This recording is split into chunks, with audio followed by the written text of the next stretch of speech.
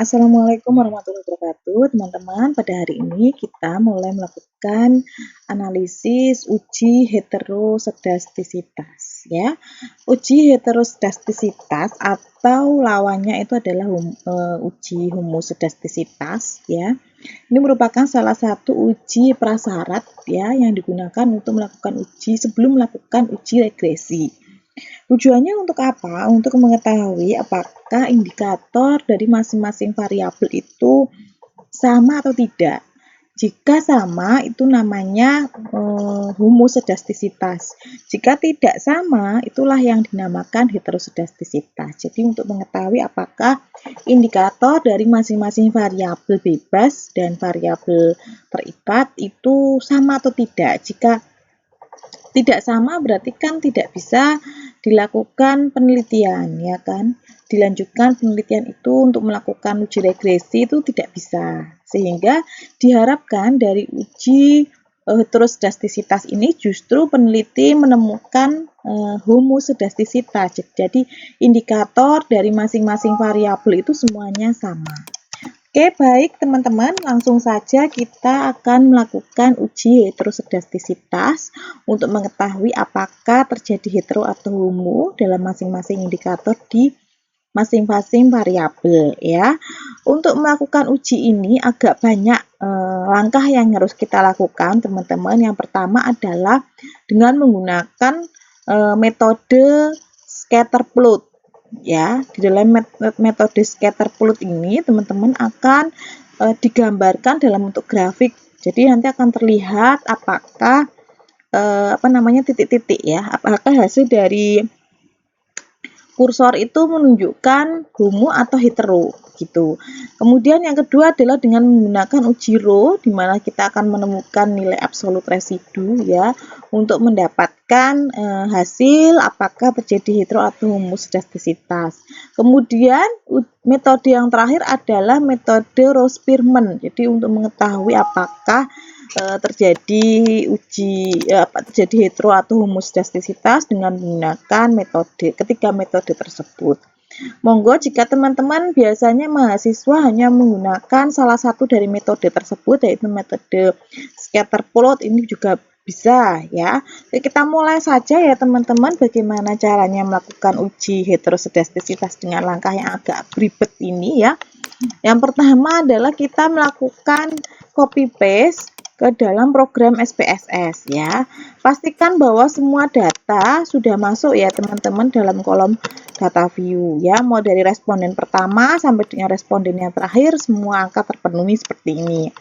Kemudian jangan lupa seperti biasa kita masukkan data yang dibutuhkan. Misalkan var 01 adalah X1, var 02 adalah X2, kemudian var 03 adalah Y.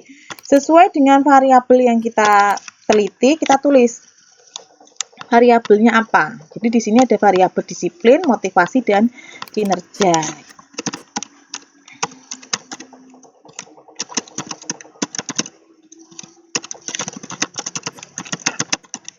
Oke, untuk tipenya kita pilih numerik, ya. Kita pilih numerik, measure-nya kita pilih scale, ya.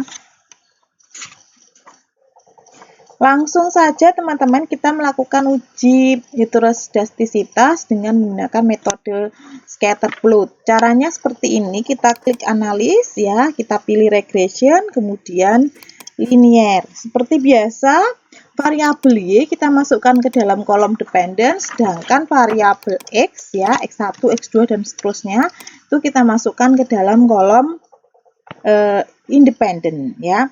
Sebelum kita kita pilih masuk ke dalam kolom plot, ya.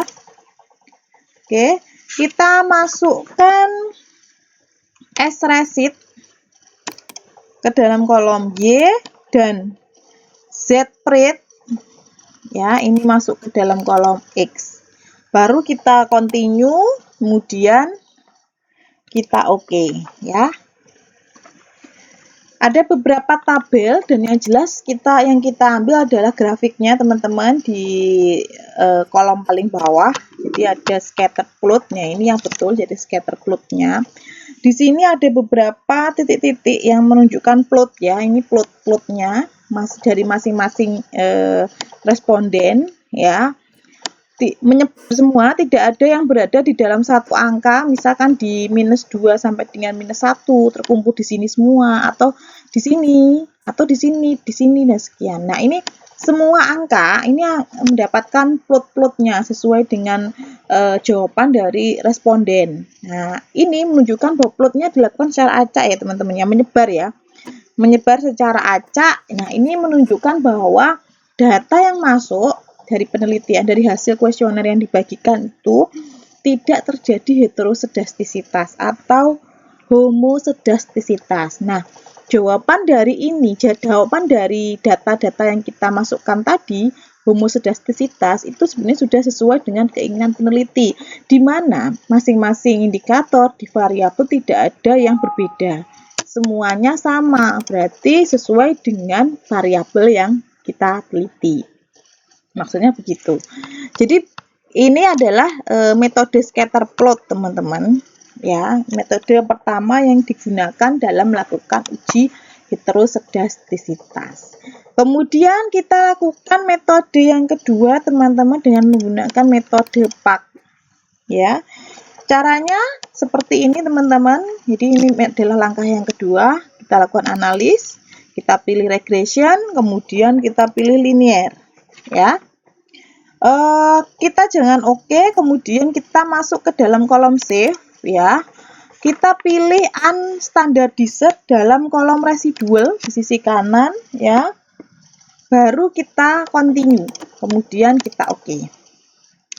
Yang kita lihat bukan hasil ini, teman-teman, tetapi yang kita lihat adalah kolom di data di kolom data view akan muncul kolom baru yang namanya res_1. Nah, ini yang kita butuhkan di dalam metode PAC. Ya.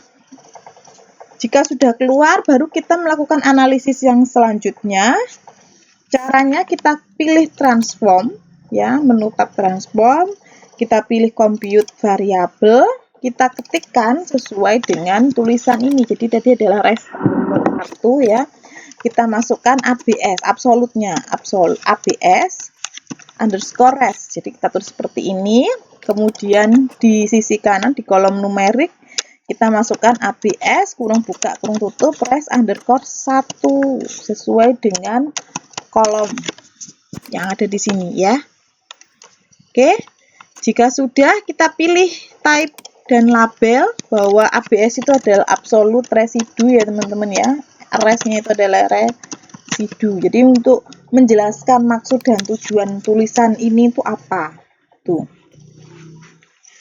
Oke, kemudian jika sudah kita klik OK. Bukan hasil ini yang kita butuhkan, jadi bukan hasil data SPSS, ya. Yang dibutuhkan adalah tambahan kolom di dalam di data view. Jadi ada ABS residu untuk mengetahui berapa nilai absolut residunya. Nah, nilai absolut residu inilah yang akan kita lakukan analisis untuk mengetahui uji heterosedastisitas, ya. Caranya seperti tadi, kita pilih analis, correlate, regression, linear, ya. Cuman untuk dependent, kolom dependent kita ganti ya teman-teman, ya, tidak Y lagi. Kita keluarkan yang Y, kita masukkan absolute residue menjadi Y di sini, ya. Jika sudah, kita klik OK, teman-teman, ya, untuk mengetahui apakah terjadi heterosedastisitas atau homosedastisitas. Caranya bagaimana? Kita lihat dari tabel ANOVA nilai F, ya. F hitung, di sini nilai F hitungnya menunjukkan angka 0,675 dengan nilai signifikan 0,522. Hal ini menunjukkan bahwa nilai signifikannya lebih dari 0,05. Nah, dari nilai signifikan yang lebih dari 0,05, data ini juga menunjukkan bahwa tidak terjadi heterosedastisitas atau terjadi homosedastisitas. Nah, berarti sama kan dengan hasil metode scatter plot yang pertama yang menunjukkan bahwa tidak terjadi heterosedastisitas atau terjadi homosedastisitas. Sama berarti, ya. Tapi teman-teman jika ingin tidak membuktikan dengan cara ini silahkan. Cuman kalau membuktikan dengan ketiga langkah ini akan lebih baik ya. Kemudian langkah yang ketiga adalah dengan menggunakan metode Rose-Spearman. Caranya bagaimana teman-teman? Kita masuk lagi analisis dengan menggunakan metode Rose-Spearman. Caranya sama, kita klik analis, kemudian kita pilih regression linear ya. Mohon maaf, analis correlate ya. Kita lakukan analis correlate bivariate ya. Kita masukkan semua X1, X2 dan absolut residu saja teman-teman sebagai pengganti Y ya. Ingat, dalam menggunakan uji heterosedastisitas kita menggunakan bantuan absolut residu sebagai ganti variabel Y ya. Untuk correlation coefficient kita pilih yang Spearman. Kita centang Spearman teman-teman. Kita hilangkan persen ya.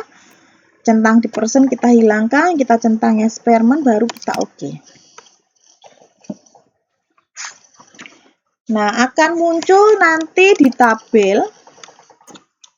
Nah, akan muncul nilai signifikan dari masing-masing variabel dibantu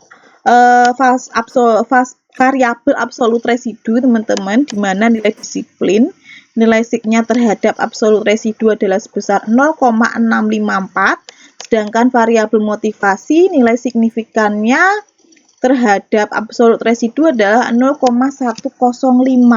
Nah, ini semua di atas 0,05 yang nilai signifikannya di atas 0,05 yang menandakan bahwa data kedua variabel ini juga tidak terjadi heterosedastisitas atau terjadi homosedastisitas.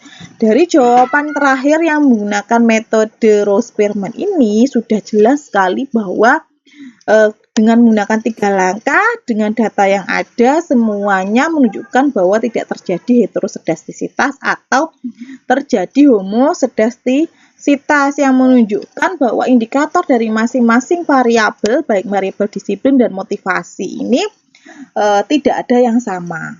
Tidak ada yang berbeda, mohon maaf, tidak ada yang berbeda, semuanya sama dan bisa dilanjutkan untuk melakukan uji regresi. Begitu teman-teman.